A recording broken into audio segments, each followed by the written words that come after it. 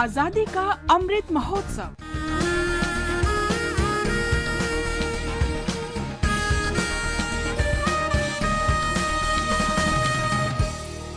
आजादी का सफर आकाशवाणी के संग। भारत का स्वाधीनता संघर्ष आधुनिक विश्व के महानतम संघर्षों में से एक है। आकाशवाणी से हम आपके लिए प्रतिदिन ला रहे हैं इस संघर्ष की एक झलक। विदर्भ मातेच्या कुशीत दिव्य रत्न निपजले, श्री संत गाडगे बाबा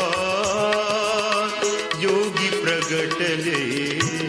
आज के इस कड़ी में हम स्मरण कर रहे हैं समाज सुधारक गाडगे महाराज को। उनका जन्म 23 फरवरी 1876 को महाराष्ट्र के अमरावती जिले में हुआ था। सरकारी शिक्षक होने के नाते वे आजीविका के लिए अलग अलग गांव में गए और शिक्षा का प्रकाश फैलाया। किसी गांव में जाते ही तुरंत वहां के नालों और सड़कों की सफाई के अभियान में वे जुट जाते थे। गांव के लोग उन्हें जो पैसा देते उससे वे शिक्षा संस्थान, धर्मशालाएं, अस्पताल और पशु गृहों का निर्माण करवाते।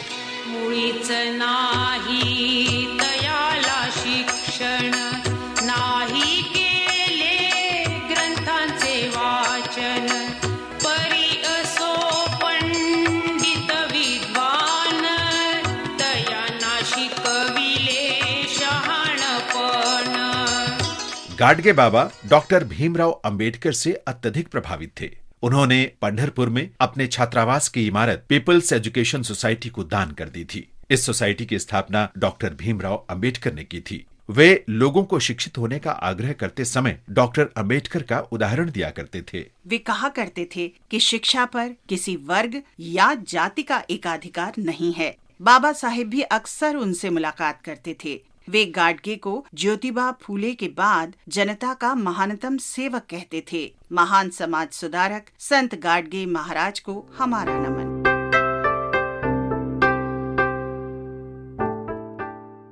हम आज स्वाधीनता सेनानी इस्माइल खान को भी श्रद्धांजलि अर्पित कर रहे हैं। वे सिंगापुर संघर्ष के दौरान 23 फरवरी 1915 को शहीद हुए थे। इस्माइल खान सिंगापुर में ब्रिटिश भारतीय सेना की 5वीं इन्फेंट्री रेजिमेंट के सैनिक थे। 15 फरवरी 1915 को रेजिमेंट सिंगापुर से हांगकांग के लिए अभियान पर जाने की तैयारी कर रही थी। वहां से सैनिकों को उनकी इच्छा के विरुद्ध प्रथम विश्व युद्ध के दौरान जर्मनी के साथ युद्ध में शामिल होने के लिए भेजा जाना था। इस्माइल खान गदर आंदोलन से प्रभावित थे। उन्होंने बैरक के निकट क्वार्टर गार्ड से हथियारों की गाड़ी पर गोलीबारी की। अब्दुल गनी और अन्य भारतीय सैनिकों ने भी इस्माइल खान का साथ दिया। इस हिंसक झड़प के उपरांत सैनिकों को पकड़ लिया गया। सैनिकों पर ब्रिटिश सेना की शपथ तोड़ने का आरोप लगाया गया और सिर में गोली मारने की सजा दी गई। 23 फरवरी 1915 को ब्रिटिश साम्राज्य की अपनी बर्बरतापूर्ण नीति के अनुसार जनता में भय पैदा करने के लिए खुले मैदान में 23 भारतीय सैनिकों को गोली मार दी गई। पर क्रांति की ज्वाला भला कहाँ रुकने वाली थी। भारत के इन वीर सपूतों को हमारा शत शत नमन।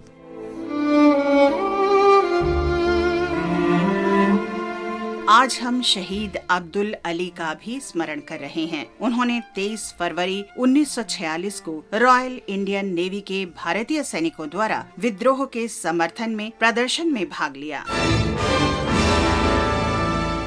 मुंबई में युद्धपोत HMIS तलवार के जवानों ने रहन सहन की खराब व्यवस्था और भेदभावपूर्ण बर्ताव के विरुद्ध 18 फरवरी 1946 को हड़ताल कर दी। जवानों ने नौसेना के ट्रकों पर कब्जा कर लिया और विद्रोह के लिए समर्थन जुटाने के उद्देश्य से मुंबई के लोगों से आग्रह किया। उनके समर्थन में मुंबई में अनेक जुलूस निकाले गए। 23 फरवरी 1946 को मुंबई में प्रदर्शन के दौरान ब्रिटिश पुलिस की गोलीबारी में अब्दुल अली घायल हो गए और उसी दिन शहीद हो गए। आकाशवाणी समाचार शहीद अब्दुल अली को श्रद्धांजलि अर्पित करता है।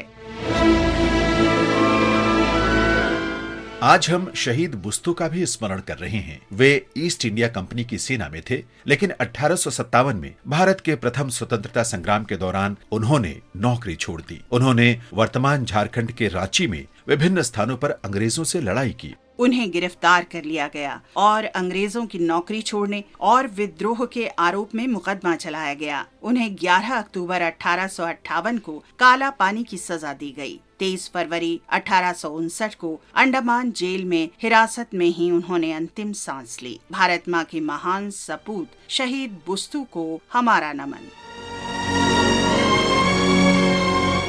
इसके साथ ही आजादी का सफर आकाशवाणी के संग की ये कड़ी अब यहीं संपन्न होती है। कल फिर मिलेंगे एक नई कड़ी के साथ।